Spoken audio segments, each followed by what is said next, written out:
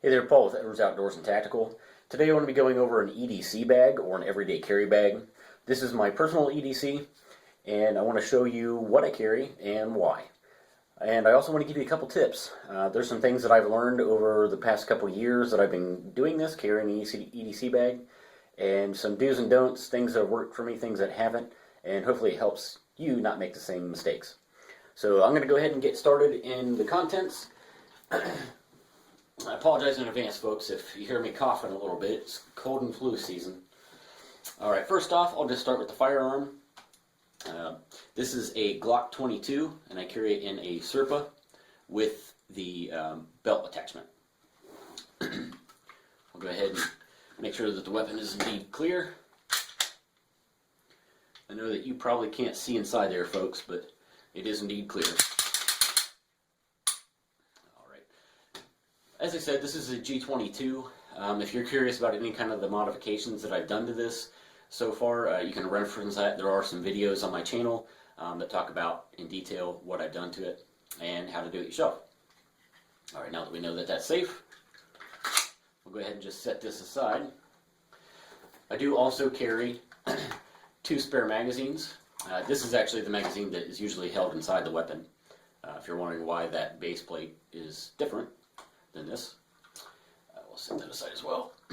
I do carry 2, and I also use these Magpul speed plate covers on them as well. I found that in reloading, it really helps to speed that up, especially with losing some of those fine motor skills. When you go to grab it, my pinky naturally just wants to index the back part of that magazine, which aids a whole lot in pulling it out and changing out the mag in the weapon.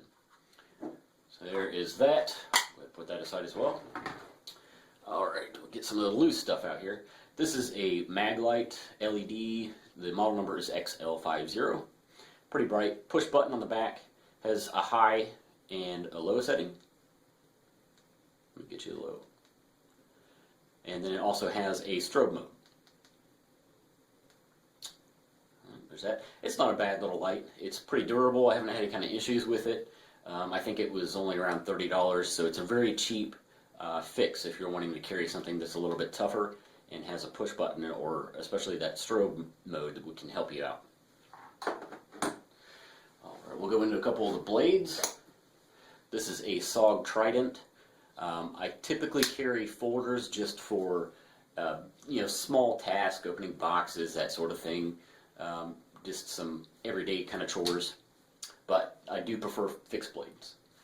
Put that down. This is my fixed blade that I do carry on my weak side. This is made by K-Bar in conjunction with TDI, Tactical Defense Institute. It is a small fixed blade, and as I said, this is carried on the weak size. This is to aid in weapons retention. Basically, the idea behind that is if someone is trying to disarm me, you have your weak hand that can draw this knife at and then cross over and attack them with it. There's that. Let's see. All of my keys are kept on a carabiner. There's some various items on here, like a button compass, a mini pry bar that has a flat head and Phillips head, bottle opener. This is a little survival kit that I made myself. It's basically a plastic tube with a few yards of fishing line, a couple fishing hooks, butterfly closure, some medical tape, and a alcohol wipe all inside that. So there's that. This is my phone holster. I keep it on my bag just because these smartphones are very cumbersome to me. I hate keeping them in my pocket, so I usually just have it strapped onto the back on the pack here. This is Max Edition's medium-sized phone case. It holds this really well. This is an HTC Droid. So any size phone that would be like this, even with the extended battery that you can see on there, these medium size will hold that. So it should hold your iPhone or any other Droid, or a Droid Bionic, I think is what I had in here before. That medium size will hold that for you. Alright, now let's get into the goodies. If you're wondering about this pack, what it is it's made by Blackhawk. It's called the Blackhawk Sportster. This is actually a gun case, or a range bag if you want to call it that. A relatively small one. but I found that it works out awesome for this kind of stuff, especially because you have the Molly or Powell's webbing, whatever you're going to call it, on the exterior there, on that side. It is only on one side though, but this other side pocket does serve a purpose also. And I'll show you that here in a second. The exterior pocket here that has the Molly webbing on there, I don't really keep anything inside that, just because this bag is already so tight. But as you can see, it runs the whole length of the bag there, so you can put whatever you like in there. We'll go ahead and do this side of the exterior pocket. In this, I carry just a rag for whatever you might need. A small notepad. A bandana. This is a spare battery, which the other one takes a different size plate. So I keep a fully charged spare battery in there for my phone. That's all I keep in that pocket. And as you can see, it does have these reinforced straps that are stitched on the inside here to go to the handle. So this is very, very sturdy. And you can also tell that the shoulder strap that is on here is better thought out because it's crossed. It's not on one side, which you usually get kind of like that flopping around by it being like that, but not within that configuration. Hopefully all this is staying in frame, folks. I don't really know if it is or not. This middle zipper for the main compartment is nice because it doesn't just open to the top part here. It actually goes all the way down the side and kind of opens up like a clamshell, which, as you can see, aids in anything that you need to access on the inside of this pack. Let me get some of this kind of moved out of the way here. Give us some more room to work with. Alright, go ahead and orientate it like this. Alright, I'll go ahead and just start with the stuff that I have in the middle here. Small bottle of water, as you can see. A couple Cliff Bars. This is a Quick Clot trauma pack. Basically what this has in here is the Quick Clot material itself, and then some other items that will help you in any kind of emergency first aid situation. I'll just go ahead and read off the list if you're curious about getting one of these. It's nice because they're waterproof. It's all contained in one thing. All you have to do is pull it out. You've got all these other items in here to address any kind of first aid issue. It comes with a 25-gram Quick Clot, a 5x9 trauma pad, a pair of nitrile gloves, 2-inch by 26-inch duct tape, one triangular bandage, a sterile gauze dressing that is 4x4, 2 of those, a steel gauze dressing 2x2, 2 of those, a conforming bandage gauze that's 3-inch, 4 cuts and scrapes antiseptic wipes, and 1 resealable bag, which is this, for bio-waste or any sucking chest wounds. Now what they mean by using it for sucking chest wounds is any type of plastic material like this. This is something that I was taught in the Marines.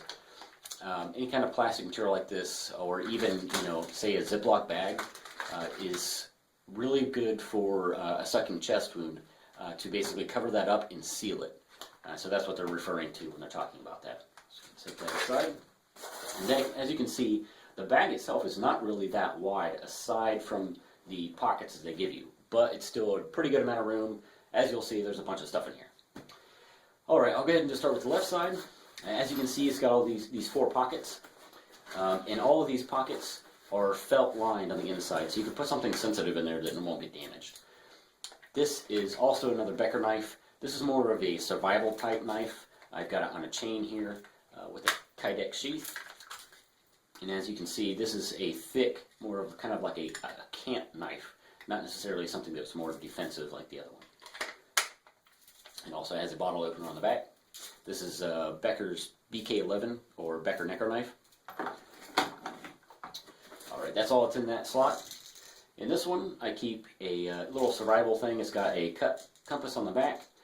There's a whistle right here, and this is a stormproof container, or waterproof container, I should say, for matches. And it also has a flint striker on the side there. Let's see what else we got in here. Alright, this is a fire starter rod. This is Aurora. Comes with this sealed steel tube, which is nice. And this also has the striker surface built into the bottom of that. And that's all on that one. This is a small Gerber multi-tool. This is Gerber Crucial.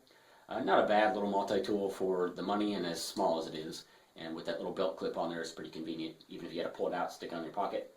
Alright, on this side, here's an extra magazine for the Glock. Alright, that's all for those front pockets. It also has this back pocket right here behind these on both sides, so I'll go ahead and show you what's in there. This is some additional first aid equipment.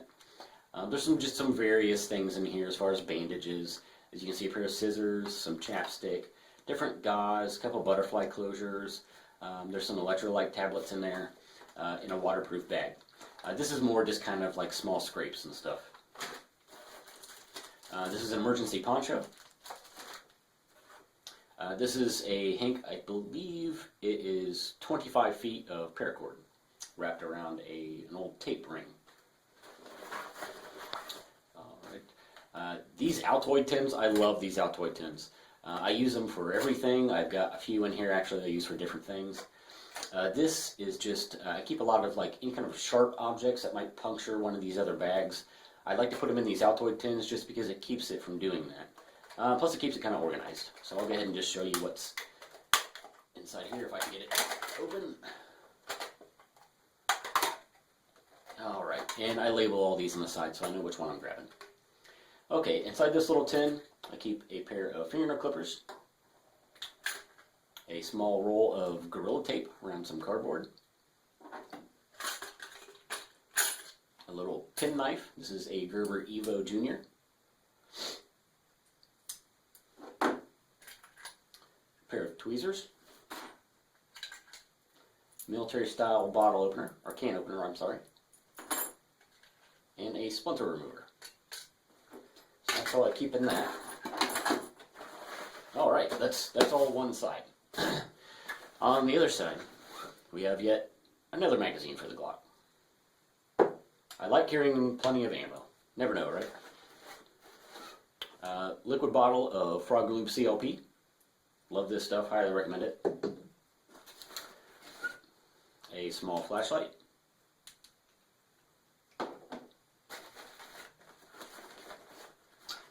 And then I have two different Sharpies. One is regular size, and this is a pen Sharpie. That's it for those pockets. And on the other side, this is another, excuse me, Altoid tin, and this is all my Glock 22 parts. What this is basically just a bunch of OEM spare parts. If I'm ever at the range, or something happens where I'm out and about, and I need to change out a part, I've got all this stuff with me inside this tin, and it's really convenient. For those of you who don't know, your Glock Armorer's tool will fit inside an Altoid's tin perfectly. Just a little FYI. So that's in there. This is the cleaning brush that comes with the rod that is included with the Glock when you buy it, the little plastic rod. Alright, in this bag here, there's various parts. There's an extra guide rod and recoil spring, mag release, back plate. They're basically all the different controls and everything, including a mag floor plate. Just extras right in there. This is also the Allen wrench that is used to tighten the nut. Here, I'll show you right here, real quick. To show you this nut here, because I changed that out to a steel guide rod. Or if you do that, just in case this were ever to come loose or needed to be tightened back up, that Allen wrench is inside there to do that. Alright, get that out of the way. Sorry if this is boring, folks. I'm just trying to show you exactly what I carry in here and why. Extra little set of earplugs. This is the extra grip force adapter. Goes on the back of the Glock, in case that other one breaks for some reason. Here is the cleaning rod that I was talking about that went with that brush. And then this is the last Altoid tins that I use for, this actually is for ammo. For those of you that don't know, if you're using 40 cal, 180 grain full metal jacket, an Altoid's tin will perfectly hold 30 rounds, so 2 full mags worth. And if you don't believe me, I'll show you. Just a convenient way to carry a little extra loose ammo. There you go. Perfectly fits. There's 2 layers of 15. So you've got 2 mags worth right there. Alright, that might be it, folks. Yep, that's it. That is everything I carry in this E.D.C bag.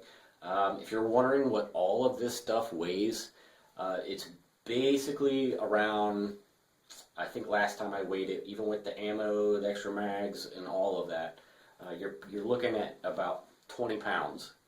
Now that is with the firearm and everything that I carry on my person, including these extra mags too.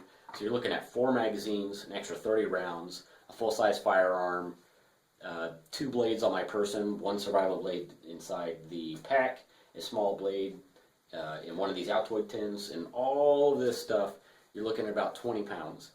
And that may sound like a lot, but honestly, it isn't really. Throwing this over your shoulder, you don't even really notice it's there that much. One extra thing that I did also, which is something that maybe you could do too, is on the sides of this pack, it has 2 little loops. And what I did is I attached 2 carabiners to it. And the reason why I did this is on the outside of, which I should have thought this out ahead of time, and I could have just brought the bag in to show you. But basically on the exterior, on the back side of my go bag, there are D-rings with 2 carabiners on it as well. So if I ever do get into a bug out situation, I don't have to leave this behind. All I have to do is take the bag, clip it into the back of mine, and it basically sort of acts as a, sort of like a molly system, where the bag just clips onto the back of my go bag, and I don't have to leave any of this good material behind, or good equipment. So there you go, folks. Sorry that dragged out so long. I was trying to go through it as quick as possible. If you have any questions about any of this stuff that I've shown you, or if you have ideas of your own, things that might work better for what I've done, I'm always open to suggestions. You never stop learning with this stuff. But as always, thanks for watching, guys. Go check out the website, Edwards Outdoors. There's a lot of good material on there.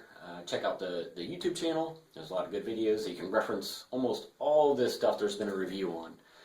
So if you're curious about one item in particular, chances are there's a review on my channel for it.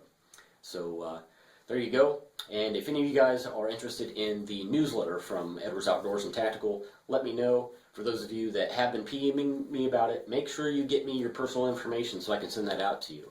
It doesn't do me any good for you to say that you're interested in the newsletter and not give me the information so I can send you the issue. But anyways, thanks a lot, guys. Have a good day. Purple Marine 81 out.